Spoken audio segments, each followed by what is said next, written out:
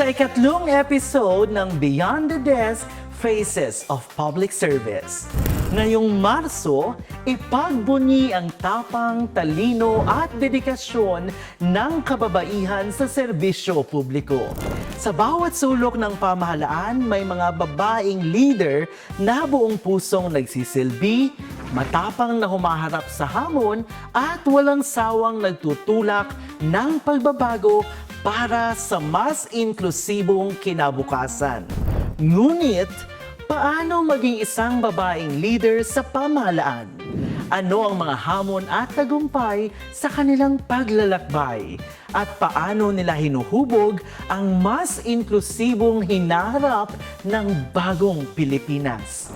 Sa espesyal po na episode na ito ng Beyond the Desk, makakasama po natin ang mga empowered women in government na patuloy na nagbibigay ng malasakit at pagbabago sa serbisyo publiko.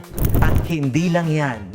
Isa sa ating panauhin ay walang iba kundi si Attorney Marilyn B. Yap, ang chairperson ng Civil Service Commission.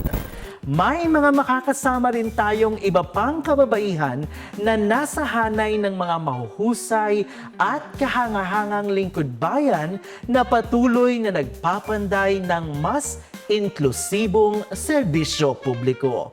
Huwag nating palampasin ang isang makabuluhan at makasaysayang talakayan na puno ng inspirasyon. Ngayong huling Lunes ng Marso, March 31, alas 2 ng hapon at mapapanood sa official YouTube channel at Facebook page ng CSE-NCR.